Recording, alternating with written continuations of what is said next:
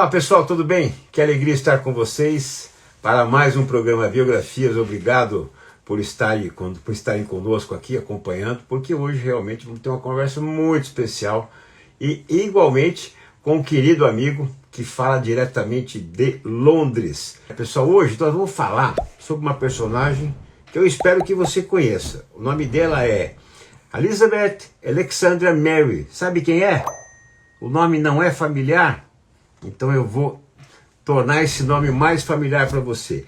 É a nossa Rainha Elizabeth II, que infelizmente faleceu no dia 8 de setembro de 2022 e, sem dúvida alguma, criando uma comoção mundial. Acompanhamos aí pelas transmissões tudo que aconteceu envolvendo, né, o falecimento, o enterro da rainha. E o nosso convidado é um querido amigo, né? Aliás, um casal maravilhoso, Rose e Cláudio Pelizari. Cláudio, que alegria tê-lo aqui, muito obrigado. Falando diretamente de Londres, você que acompanhou tudo isso. O Cláudio Pelizari, né, que além de um querido amigo, um ser humano incrível, profissional estupendo, é consultor em liderança transpessoal e palestrante. Tudo bem com você, Cláudio? Como é que estão as coisas?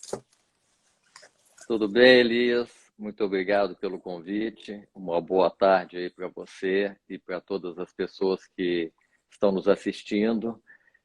E espero que tenhamos um grande bate-papo aqui e, obviamente, com muito prazer estar aqui falando com você.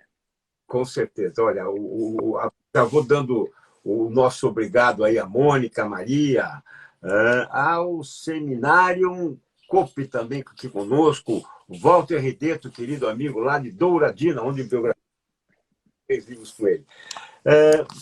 Cláudio, primeiro eu quero que você conte um pouquinho, né, dessa tua atuação, depois vamos fazer uma biografias com o Cláudio, mas hoje contar um pouquinho dessa tua atuação como consultor em liderança transpessoal e palestrante também.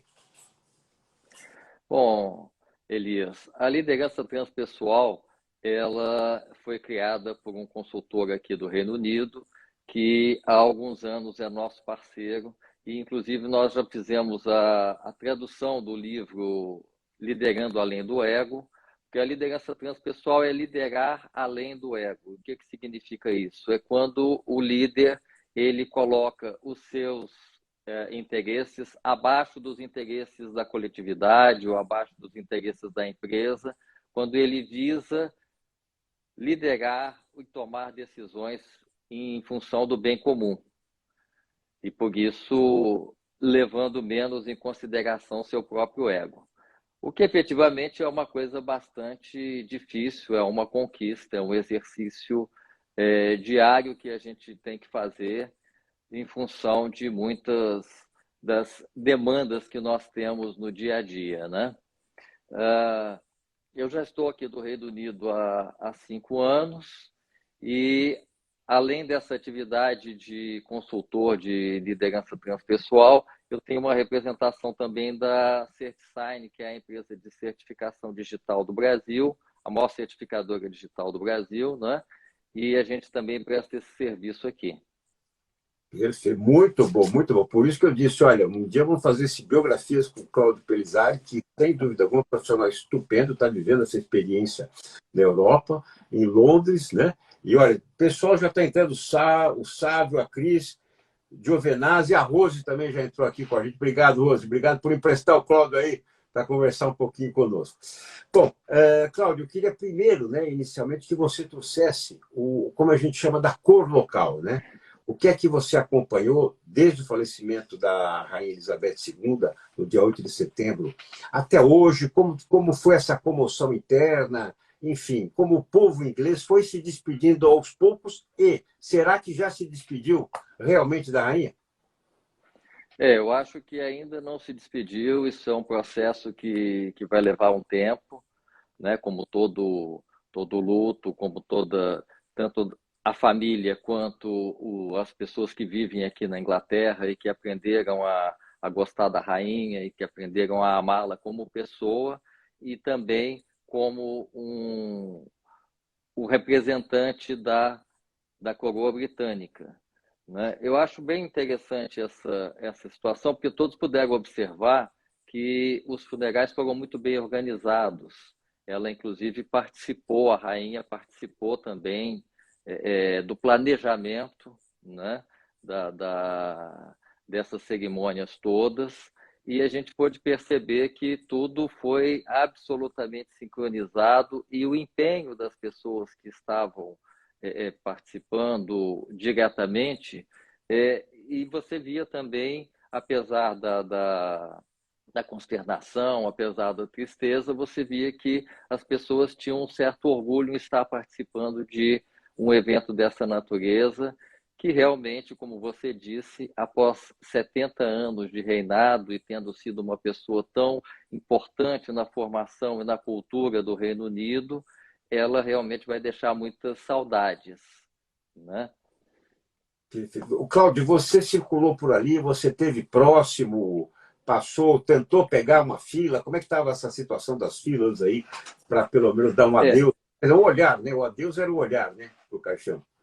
o adeus era o olhar. Eu fui a alguns locais, ao Palácio de Buckingham, ao Green Park, e a gente viu manifestações bastante emocionantes.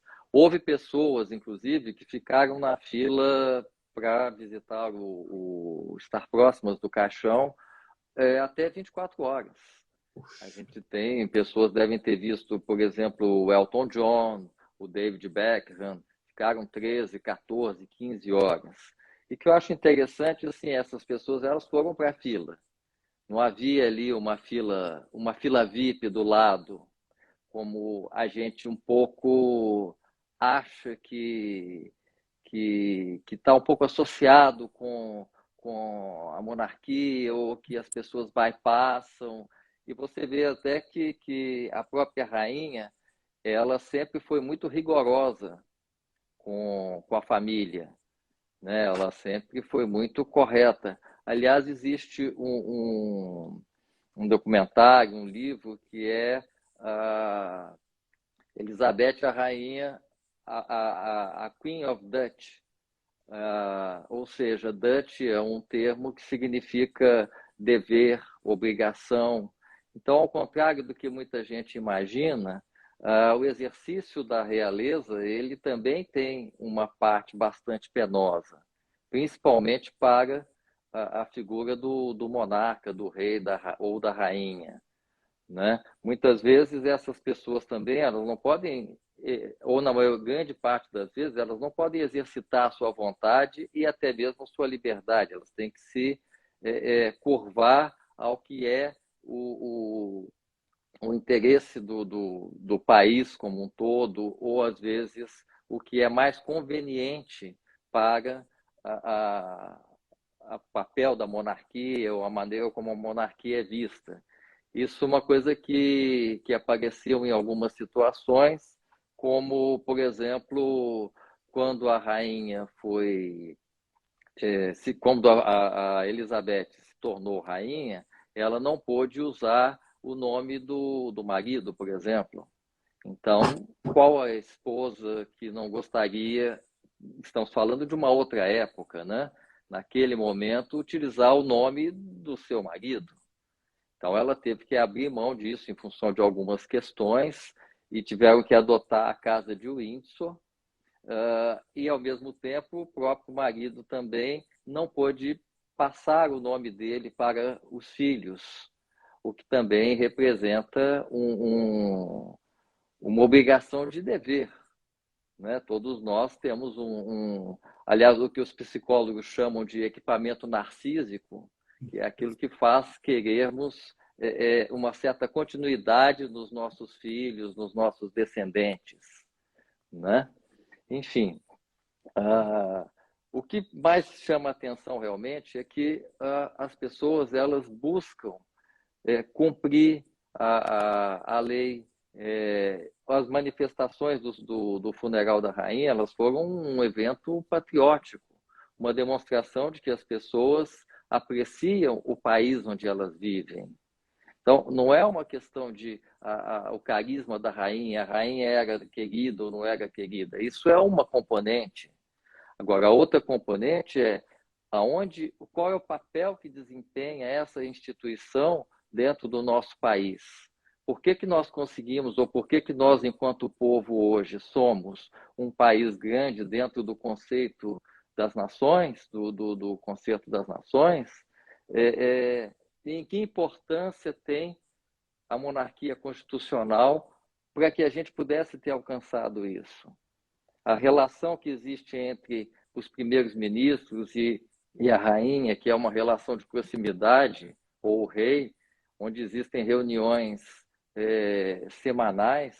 A própria rainha Elizabeth, ela teve uma influência muito grande do Winston Churchill, que foi uma pessoa com quem ela dialogou muito e que, sendo também uma pessoa de muito mais experiência, de mais idade, a ajudou bastante a compor o papel dela como rainha, né? Então, acho que esse é um ponto bastante relevante quando a gente pensa no que é um país, como se costuma dizer, né, no que é o país que nós queremos, que é um país de leis, é um país de deveres, é um país de direitos e também de obrigações. Não existem direitos sem que haja obrigações, né? E eu acho que isso é o que a monarquia muito representa aqui para o povo inglês. Perfeito, perfeito. Olha, Cláudio, você já deu assim, você já levantou várias questões aqui para a gente poder abordar, né? Só trazendo um Certo. panorama em relação a uma explicação, porque às vezes a gente não entende bem como é que é composto isso, né? A Grã-Bretanha é uma ilha da Europa que abriga a Inglaterra, a Escócia e o País de Gales. E o Reino Unido é um agrupamento político que congrega os países da Grã-Bretanha mais a Irlanda do Norte. Dentro do que você falou, primeiro ponto que é importante, né? Teve uma imagem agora do rei Charles entrando no carro e depois entrando a esposa dele, a Camila, né? Então, geralmente, não, a esposa vai entrar primeiro. Não, ele entrou primeiro e depois ela. E em relação ao Philip, marido da rainha Elizabeth, será que talvez o grande mérito dele, né, foi aceitar esse segundo lugar, ou esse terceiro, ou esse último lugar, né? Se permitindo realmente ser, né, um coadjuvante total nessa história? Será que esse foi o grande mérito dele, talvez? Olha, eu acho que os méritos dele seguramente foram inúmeros. Eu não colocaria exatamente isso como mérito. Eu sei que muitas pessoas colocam isso como mérito e que ele abriu mão, etc. Mas, na realidade, isso depende também dos ambientes onde a gente está. Quer dizer, ele poderia ter uma posição relativamente secundária quando ele estivesse junto com ela por uma questão de protocolo. Aquilo ali era uma questão meramente de protocolo.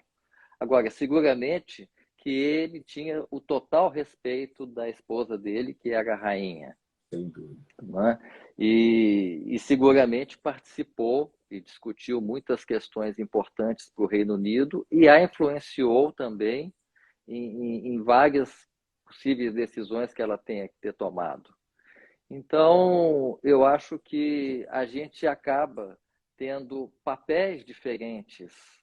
Isso era uma coisa muito interessante que dizia o Stephen Covey, um consultor de liderança americano que eu gosto muito, e ele dizia que nós temos papéis que nós desempenhamos durante a nossa vida. Então, a gente tem o papel de pai, o papel de filho, o papel de vizinho, o papel de gerente, de gestor, de presidente, o papel de funcionário. Então, ele usava como exemplo uma coisa muito interessante. Ele dizia: eu, como presidente da empresa, quando vou ao culto no final de semana, eu não sou ali quem faz, quem é o presidente, quem preside aquela reunião, etc. Não sou eu. Não sou eu que tomo decisões, não sou eu que digo o que fazer. Ali existe quem faz isso naquele ambiente que é a igreja, é o pastor, é o padre. Então, não sou eu que posso ser presidente, rei, e a gente vê isso também na monarquia, nos protocolos reais, né? Então, acho que o príncipe Philip, ele teve um papel muito grande que a gente não consegue ainda dimensionar por ser muito recente ainda e não temos todo o conhecimento de tudo que se passou, né? Às vezes eu acho interessante situações assim, quando as pessoas comentam coisas assim, sobre um telefonema particular entre duas pessoas. Não, porque a pessoa X disse para a pessoa Y tal coisa. Eu falei, bom, eu acho interessante que tenha sido um telefonema entre eles e alguém conheça especificamente o que foi falado, né? Porque às vezes é uma pessoa próxima. Então, existem muitas impressões e muitos vieses que a gente, olhando de fora, e aliás, o cérebro humano, como a gente às vezes costuma colocar nos trabalhos que a gente faz, em que a gente leva em consideração alguns princípios de neurociência, de funcionamento do cérebro e também de traços de personalidade que as pessoas têm. A gente pode falar um pouquinho disso daqui a pouco, quando a gente falar um pouco mais sobre o Rei Charles, né? A gente acaba tendo muitos vieses e o cérebro humano não enxerga as coisas, a realidade como ela é realmente. A gente enxerga a realidade como a realidade que nós temos na nossa cabeça. E sendo, inclusive, uma coisa interessante, a gente procura coisas que confirmem aquilo que a gente já pensa. Perfeito, excelente, Cláudio, esse seu olhar, né, que você traz, essa análise, né, mais do que olhar, uma análise que você traz. E eu posso te falar como biógrafo, né, porque eu também, quando eu escrevo uma biografia, eu não estou escrevendo a do empresário, estou escrevendo a biografia do pai, do filho, do amigo, do Certo. empreendedor, né? Enfim, então eu tento também trazer, né, esses vários papéis, né, que, entre aspas, ele interpreta na sociedade, para mostrar que é um ser humano como todos nós, né? Se beliscar vai doer também, né? Assim como acontece com a gente, né? Verdade, é. Esse realismo, e você do que conhece tão bem o mundo corporativo sabe disso. Você trouxe já um ponto importante, né? Que eu queria já pegar essa cereja do bolo, mas vamos esperar a cereja do bolo um pouquinho, que é exatamente em relação, né, à monarquia, né, futuro da monarquia, sobrevive, não sobrevive. Mas você trouxe essa análise em relação ao rei Charles agora. Então, eu gostaria que você pudesse aprofundar um pouquinho mais, né, no perfil, né, desse novo rei, né, que já conhecemos há muito tempo, né, às vezes mais calado e agora tão presente. Aliás, também trazendo um reforço que você disse, né, a rainha Elizabeth e o príncipe Philip sustentaram, né, a instituição do casamento por décadas, né, coisa que o próprio rei, né, novo rei, não conseguiu fazer. Por favor, Cláudio. Realmente, mas isso acaba sendo talvez um pouco do reflexo dos novos tempos, né? Claro, sem dúvida. A rainha, quando se casou, ela se casou dentro de um conceito de casamento, um conceito de vida a dois, e que foi mudando. Claro. E a gente tem visto isso. Agora, o que eu acho interessante dentro dessa colocação, dentro disso que você também colocou, é que eu acho que a gente às vezes perde, é que se fala às vezes em modernidade, em coisas novas, mas a gente esquece um pouco do alicerce. Você pode ter qualquer casa, qualquer apartamento, qualquer coisa construída em cima de um bom alicerce. E qualquer país construído em cima de um bom alicerce. Perfeito. E eu acho, às vezes, que a, os jovens, principalmente, ou nós, quando somos jovens, ou quando estamos mais jovens, porque ainda somos jovens, né? Mas quando estamos mais jovens, a gente quer as coisas com uma certa velocidade, a gente quer as coisas muito rápido, e a gente não consegue perceber as dificuldades e os processos que existem dentro daquilo. Perfeito. E Então, essa quando a gente está falando... cada vez mais, né, Cláudio, com essas novas gerações, né? Sem dúvida alguma. Bem colocado. A coisa da comunicação, você vê, a gente está se comunicando aqui a milhares de quilômetros de distância de maneira instantânea. Como é que uma criança, um jovem, ele vai falar, não, eu preciso esperar nascer uma coisa, ou crescer, ou eu quero agora, né? E um pouco dessa noção do que é o alicerce de uma pessoa, de um ser humano, que tem uma vida que merece ser vivida, O que é um país que proporciona isso às pessoas? Quer dizer, talvez um grande país seja um país que consiga proporcionar um alicerce que dê às pessoas a possibilidade de ter uma vida que mereça ser vivida, ou uma vida plena, uma vida boa de ser vivida. E aí também entra a questão da liberdade. A vida que é boa para você talvez não seja exatamente a que é boa para mim, mas eu posso respeitar a sua, e no meu respeito à sua, eu acabo tendo também, comunicando a você que você também precisa respeitar a minha, que é um pouco do que a gente vê dentro do convívio das pessoas aqui. Quando as pessoas param no sinal, quando as pessoas esperam os carros antes de atravessar, quando as pessoas perdem um pouco de tempo, porque se você para, chega ali, o sinal está abrindo para os carros, ou não está aberto para você, perde um pouco de tempo, mas é um tempo que, no conjunto total, ele é um tempo que está sendo ganho. Né? E dentro desse princípio do que é a monarquia parlamentarista constitucional, a gente tem uma situação interessante. O Estado de Direito, aliás, eu acho que desviei um pouco, a gente estava para falar do Charles, né? Acabou Não tem vindo um problema. pouco, Está mas a gente dentro, vai voltar lá. tá dentro do O contexto. Estado de Direito ele surgiu aqui na Inglaterra muito antes do que a gente chama de tripartição do poder, criada na França por Montesquieu. E a essência do Estado de Direito é o respeito ao outro, o respeito à liberdade que o outro tem. Não é? Só que quando você vai exercitar a liberdade, o princípio básico do exercício da realidade também é não afrontar o outro. Quando a gente fala, por exemplo, na etiqueta empresarial ou no protocolo sobre o espaço íntimo de cada um, a gente está falando disso. Nós, seres humanos, temos esse instinto também de não gostar que invadam o nosso espaço pessoal. E como é que esse espaço pessoal é invadido?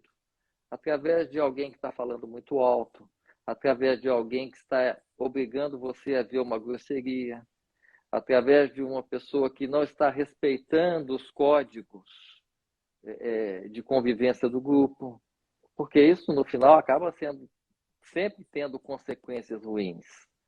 Então, falar em Estado de Direito, onde entra a monarquia? Você vê uma coisa interessante aqui na Inglaterra, até 2009, que não me tomem a mal, não havia Suprema Corte aqui. Até 2009, alguns membros da Câmara dos Lordes eram que faziam essas decisões. Não há também essa separação objetiva entre legislativo e executivo.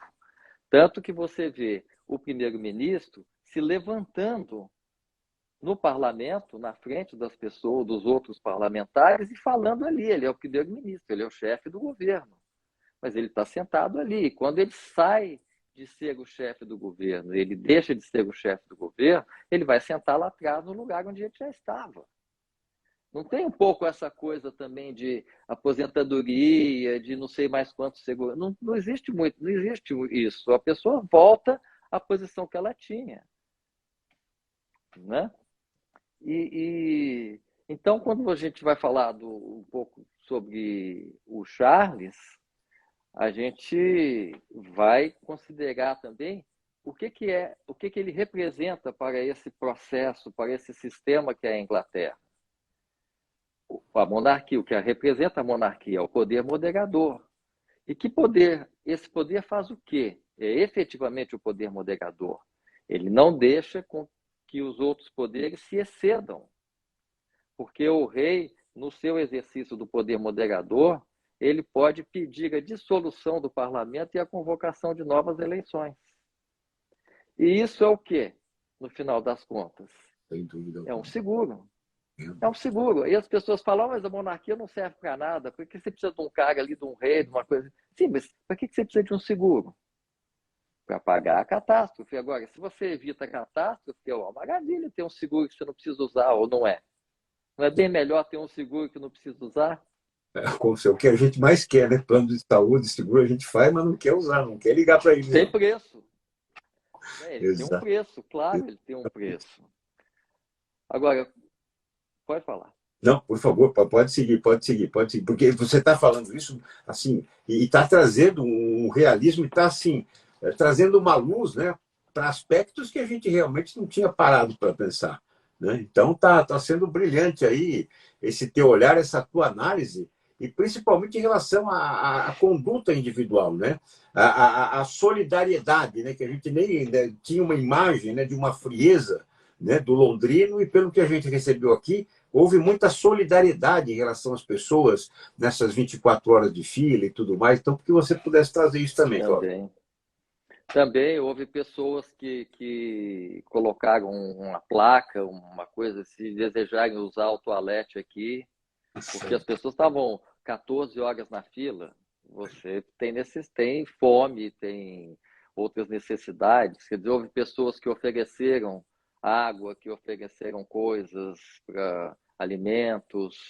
Bebidas. Então, ou um lugar para sentar, ou uma forma de ajudar alguém, que são realmente as coisas que. Isso aí é uma coisa que nós temos muito no Brasil também, né? Eu acho que a gente precisa olhar muito o que o Brasil tem de bom e também valorizar, Não tem, você sabe que eu me né? lembro, ainda era repórter esportivo, que fui cobrir o velório do Ayrton Senna, um momento muito forte, né, para a nossa cultura aqui, né, para o nosso povo, e me chamou Certo. uma imagem que eu nunca mais esqueço. O povo nas ruas ali, né, também querendo passar pelo caixão, se despedir dele, de mãos dadas e cantando o hino nacional. Né? Eu acho que nunca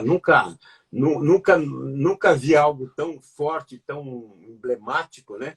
E já que eu falei desse momento especial, vou contar um pior momento que eu vivi na minha vida como repórter esportivo. Brasil e Peru no Sim. Morumbi. Brasil vencia por 1-0, Peru empatou, começaram a queimar as bandeiras do Brasil e jogar no estádio, né? Ali realmente, né? Nossa, ali foi um pior momento, Nossa, mais trágico que eu já vivi como repórter esportivo. Pois não, Cláudio. realmente é uma tristeza. Às vezes são as impulsividades que todos nós temos, né? Agora, falando um pouco sobre o Charles, atual rei Charles, né? Ele acaba um pouco daquela situação que nós falamos do contexto. Uma coisa é o indivíduo como o principal, como no papel do rei. Outra coisa é ele como membro da família real. São dois momentos e duas situações diferentes. Não tem sentido que ele quisesse fazer, às vezes, de rei, mesmo que a gente tenha visto a Diana, isso aí foi uma coisa muito positiva para a realeza, para a família real, mas, ao mesmo tempo, pessoalmente para ele, foi uma coisa difícil, porque, mais uma vez, ele estava ficando novamente em segundo plano, vamos dizer assim, né? Uma vez que a mulher dele tinha uma aceitação muito maior, ele tinha um trânsito muito maior, que ela foi conseguindo é, é, desenvolver, né? Mas quando a gente fala também de personalidade, a gente tem alguns espectros. Não existe uma pessoa 100% introvertida e nem uma pessoa 100% extrovertida, né? Existe uma média. Uma pessoa é 60% introvertida, mas ela tem um pouco de extroversão em algumas situações. Ela é introvertida, mas ela é extrovertida em outras, ou ela é introvertida em algumas e extrovertida em outras. Quer dizer, todas essas questões, elas dependem do lugar onde você está. Existe um conjunto de coisas que, que dependem de onde você está, de que ambiente é esse, né? Ou pode ser um ambiente físico, se você está na praia, você não está de terno. Se você vai ao escritório, hoje em dia até já se vai, né? De bermuda, de chinelo, etc. Mas há algum tempo não era o traje para aquele ambiente. E o traje, ele é a parte física, mas a gente tem também o comportamento. o comportamento é como se fosse o traje intangível, é o traje invisível. Quer dizer, a maneira como você se comporta nos diversos ambientes e que também levam as pessoas a se comportarem com você. Perfeitamente. Né? Mas a gente observa muito, e hoje a gente está numa sociedade muito visual, né? Então a gente observa muitas coisas visuais. E é natural também, isso é uma coisa que vem que a neurociência constatou, das pesquisas em neurociência, é natural que o ser humano veja o negativo. Eu te perguntaria assim, quantas coisas positivas na vida garantem a você um futuro longínquo? Quase nenhuma, praticamente. Agora, quantas coisas negativas podem matar você naquele momento? Não tenha dúvida. Então você encontra uma... Hein? E saúde mental, né, Cláudio? Como ficou abalado, né, com os últimos anos, né? A saúde mental das pessoas. Também.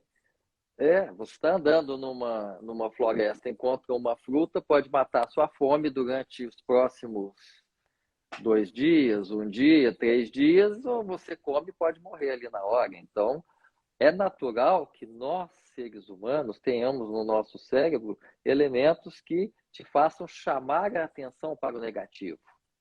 Só que, a partir de conhecer isso, a gente precisa ver, olha, isso aqui realmente é negativo? É tão negativo assim mesmo? É tão importante? Será que eu não estou valorizando demais isso? Será que isso tem todo esse valor? E assim, uma coisa que às vezes a gente ouvia as pessoas com mais experiência, né, dizerem, ou experiência aí no caso, vamos dizer, com mais idade, né? Mas a gente ouvia as pessoas dizer, não, a experiência ela ameniza um pouco os julgamentos. Né? Então, a gente se torna um pouco mais tolerante com as eventuais situações ou com as eventuais falhas. Eu vi, por exemplo, que o Charles ele teve ali algumas situações em que ele se exaltou, em que ele ficou nervoso. Agora, você imagina uma pessoa que tem todo um cerimonial que está ali antes dele, para poder elaborar uma série de coisas, para poder verificar se a mesa onde ele vai assinar o documento está em ordem, para poder verificar se a caneta está funcionando direito. E aí ocorre um problema, eu acho que é bem natural que a pessoa fique nervosa e manifeste esse nervosismo de alguma maneira. Ora, quem de nós assim tem um autocontrole absoluto? A gente até tem um certo autocontrole, mas alguma coisa nos faz, quando ultrapassa, faz a gente perder esse autocontrole.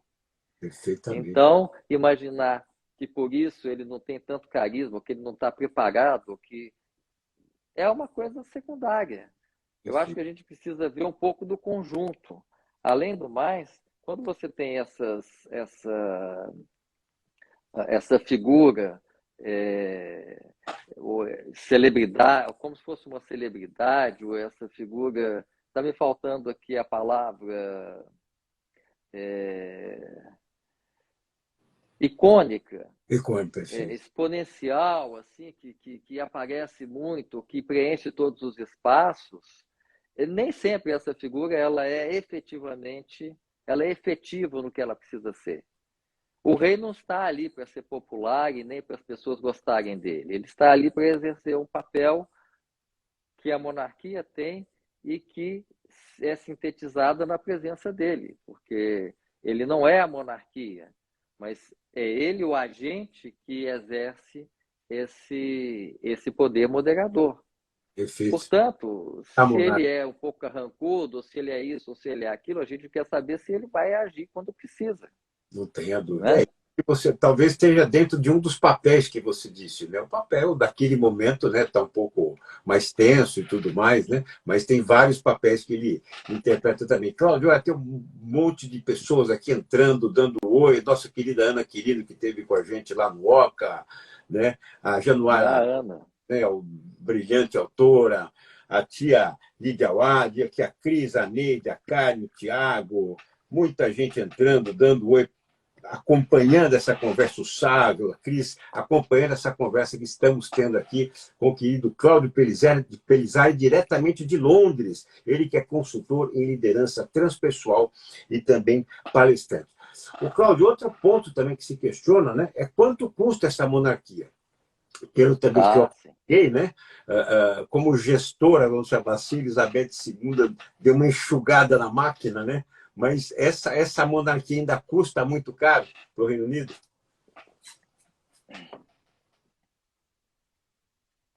Foi, a monarquia, obviamente, ela tem um custo elevado.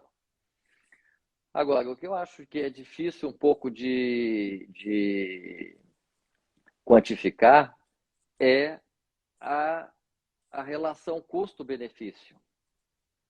Então, se a gente compara, por exemplo, com uma situação como a que a gente tem no Brasil e a gente começa a colocar todos os gastos que nós temos, porque aí nós não estamos falando somente da monarquia, nós estamos falando de um parlamento com um espaço que é praticamente um grande auditório, onde ali é feita a gestão legal do país e boa parte das decisões executivas. Então, a monarquia proporciona que você tenha esse tipo de estrutura. Então, eu acho que não tem como a gente falar somente no que é custo da monarquia ou no que é custo da família real. A gente está falando um conjunto que é o custo de desenvolvimento o custo de desenvolvimento da gestão da Inglaterra, né? O quanto isso impacta positivamente e o quanto também, talvez, isso gere economia.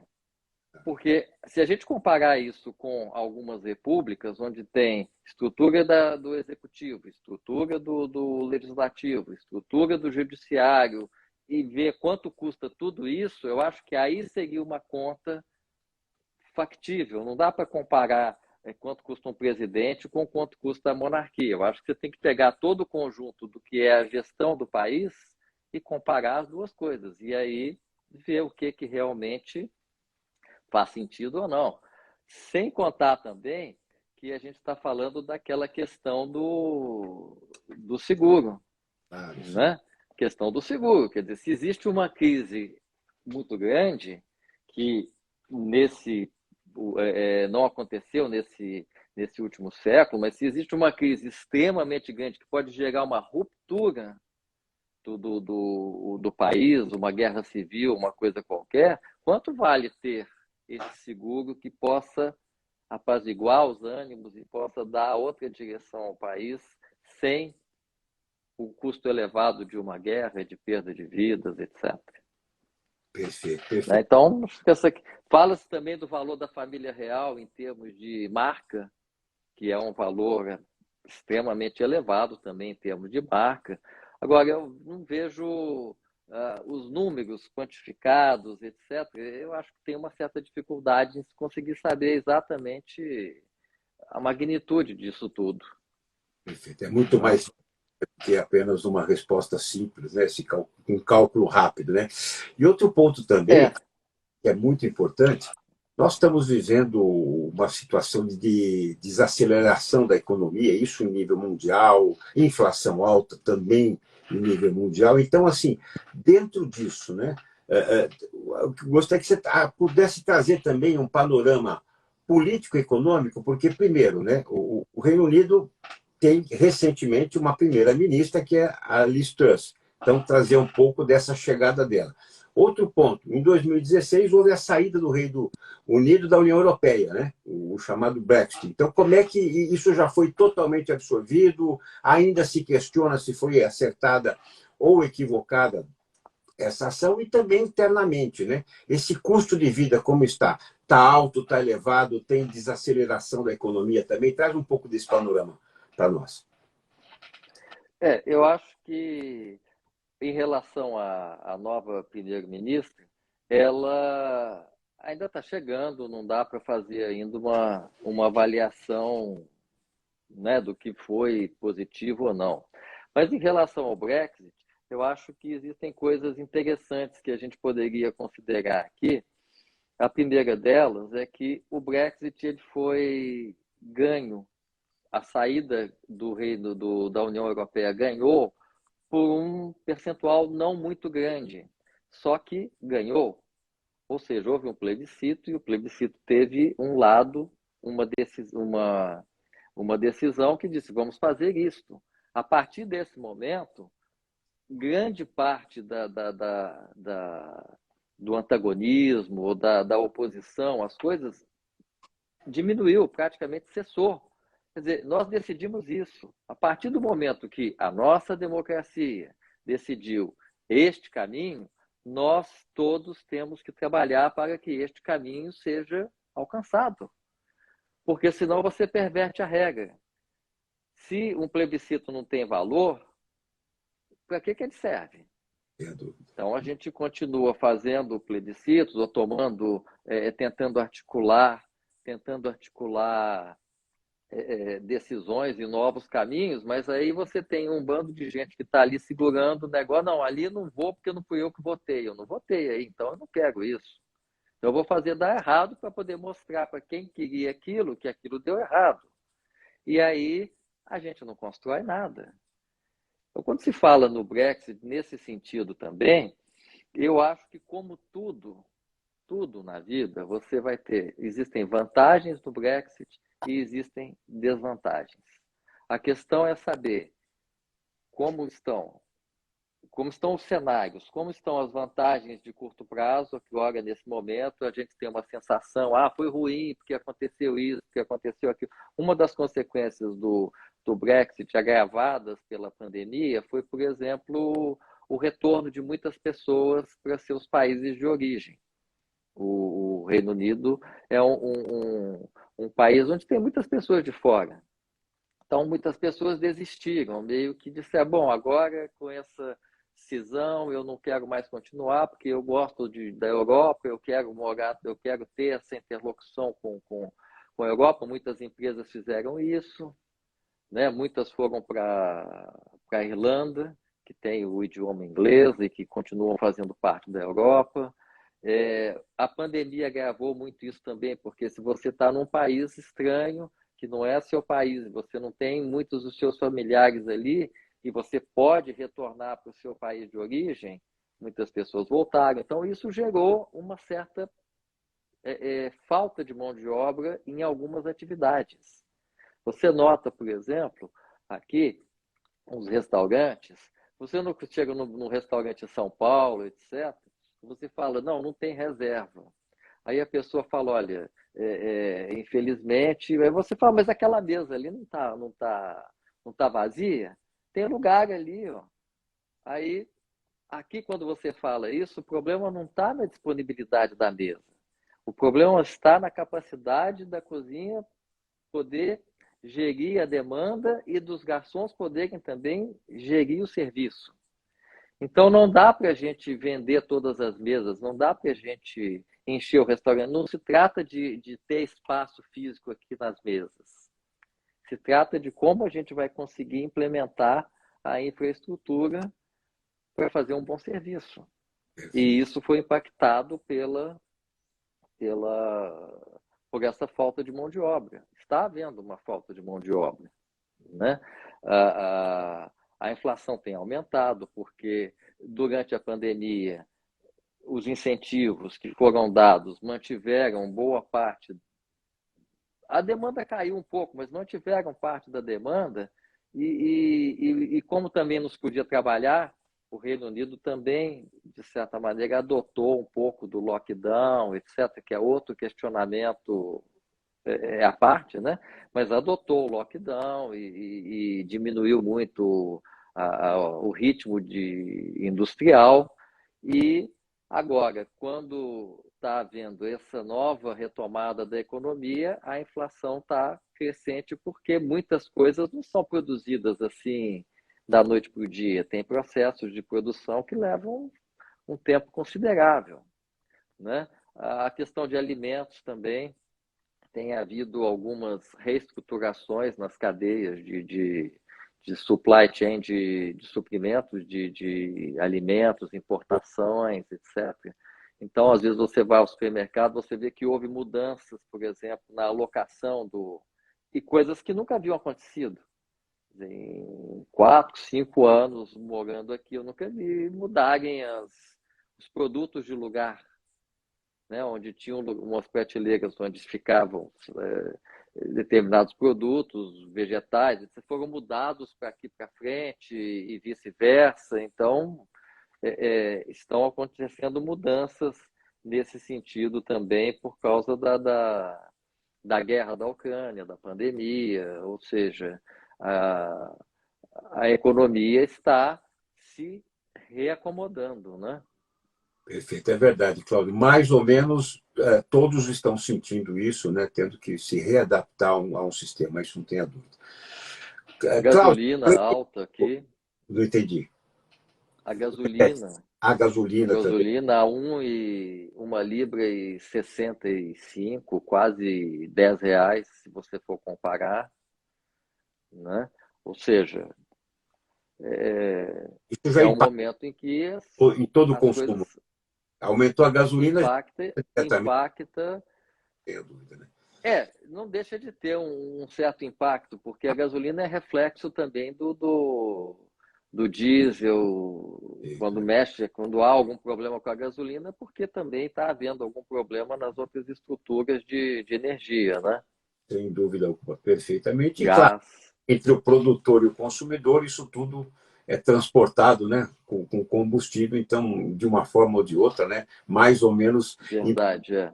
Cláudio, eu falei que tinha uma cereja do bolo, mas eu acho que tem duas, viu? Estou pensando aqui bem. Ah,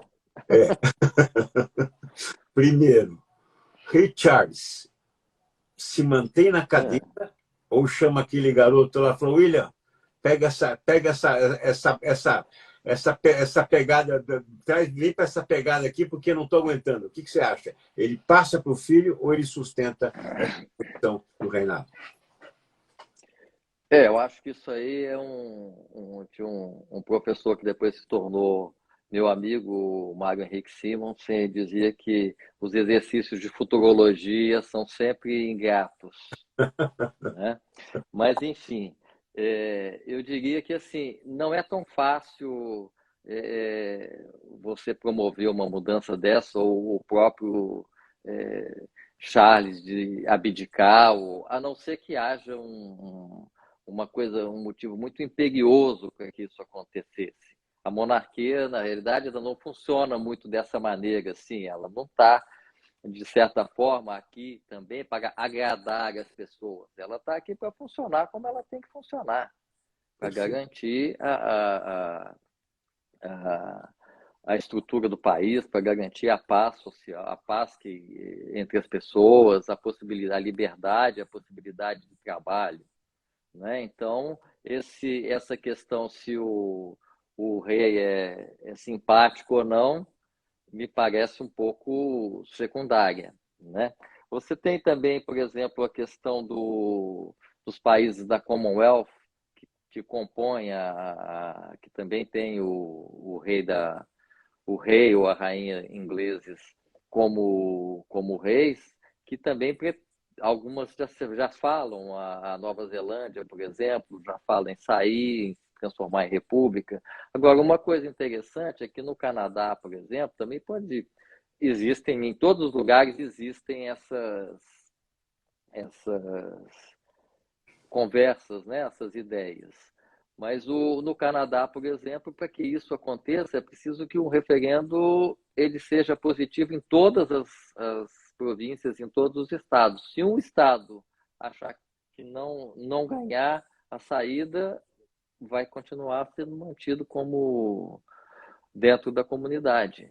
Então, aqui também eu vejo bastante essa questão. O que eu tenho ouvido aqui de opinião de algumas pessoas que realmente entendem do que é a monarquia inglesa e como ela funciona, que seria muito difícil haver uma situação como essa. Houve até, quando o pai da Rainha Elizabeth foi obrigado a assumir o trono, me parece que ali houve um certo trauma na família, porque não havia aquela perspectiva, né? Aquilo foi meio que um cisne negro. O rei, que era para ser rei, que ia cuidar de tudo, de repente disse que não quero mais. Então, isso não estava sendo esperado. E aí ele precisou ser alçado à posição de rei e com as consequências todas disso, porque... Agora, o Charles, ele tem uma questão que ele foi educado para ser rei. Porque a gente também tem que considerar isso, a gente também tem que avaliar competências para as pessoas desempenharem funções. Então, eu às vezes costumo perguntar para certas pessoas que têm algumas ideias assim um pouco diferentes, eu fico assim, você tiver uma doença complicada, você prefere ser operado pelo melhor médico da turma ou pelo cara que está lá no terceiro de trás para frente? Praticamente eu só escuto as pessoas dizer, não, eu quero ser operado pelo melhor. E ele tem modelo, Então, ele tem modelo, né? O Charles. competência é importante. É, Competência é importante. Então, ele não dá para dizer que uma pessoa, um membro da monarquia inglesa, filho da rainha Elizabeth, não foi educado ou talhado para desempenhar essa função. Ele viveu no país de Gales, ele fala fluente o idioma local também, o que dá uma certa, um certo trânsito. Porque a Inglaterra tem muitos dialetos. Às vezes você tem uma pessoa no norte, está falando inglês e vem aqui para Londres, você não consegue entender olha, nada. incrível, Você incrível. não entende a pessoa falando, até que se acostume a essa palavra é tal coisa. Aí você aprende, bom, isso aqui vale isso. Então, aí você começa a entender. Ou seja, eu acho que o Charles ele vai continuar, isso é uma opinião meramente pessoal, eles gostam muito de apostas aqui, né? Então é capaz de já estar ocorrendo aí algumas apostas de quanto tempo ele vai permanecer, de quantos anos ele vai ficar, enfim. Mas eu, se tivesse que fazer alguma aposta, apostaria que ele vai ficar um tempo razoável. Eu não sei exatamente qual, etc. Depende de muitos fatores, né? Mas eu acho que ele vai ficar um tempo razoável e ele vai, aos poucos, se firmando também como no estilo dele, que seguramente diferente do estilo da rainha, mas que não quer dizer menos eficiente. A gente também tem que, eu acho, às vezes, considerar um pouco que a expressão estética das coisas ela é boa, é importante, mas ela talvez não seja nem a mais importante. Perfeito, Ela perfeito. talvez não seja a mais importante, né? Enfim. Traz um pouco daquele olhar que você falou, olhar negativo. Fala, ih, né? Quando tem uma novidade, já pensa no lado negativo, né? Não, isso aí Já vai pensa no lado negativo. um pouco disso também. E, Cláudio, o pessoal está entrando aqui, está mandando, né, os seus ois aqui, né, os seus abraços, os seus beijos, dando Jorge, o Jorge da Mata, que inclusive, né, um querido amigo autor também, o Twister, Muito Samuel, obrigado a todos. o pessoal está entrando aqui, participando conosco. Bom, chegou a hora então, né? Estamos partindo para o final da cereja do bolo, né? Futuro da É. monarquia, se sustenta ou o caminho será uma república? Não, eu acho que o futuro da monarquia. Basta você pode olhar também das 15 maiores economias e mais estáveis economias do mundo, mais de 10 são monarquias. A gente está falando de muitos países que você não escuta falar de problemas. Ou seja, onde é que está a questão? É, isso ocorre por conta da monarquia ou ocorre por conta de um processo de crescimento que foi vindo? Você vê, por exemplo, os Estados Unidos, eles aproveitaram praticamente toda a estrutura de Estado de Direito que havia aqui na Inglaterra. Inclusive, a gente tem uma certa noção um pouco errada do que é democracia. E democracia, muitas vezes, é colocada como a decisão da maioria. Mas a decisão da maioria nem sempre é a melhor decisão. Sem dúvida. Né? A democracia foi colocada. Eu não sou contra a democracia, não. Eu não me entendam mal. Eu acho a democracia Rodrigues, importante, mas, é meio hein? Nelson Rodrigues, né? Você está indo para a linha do Nelson Rodrigues, né? Né? Como que é? Houve Pode Oi, falar. eu não ouvi o que você falou. Não, eu falei que você está indo na Não, linha do Nelson Rodrigues, né? Que isso quando não, vou todos fazer pensam uma. do mesmo jeito, há uma certa burrice nisso, né?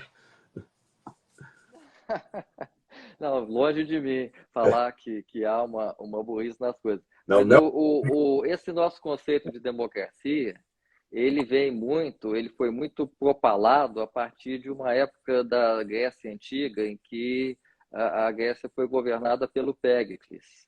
E foi um momento relativamente pequeno, em que foi usada a democracia de maioria, a maioria decidia as coisas.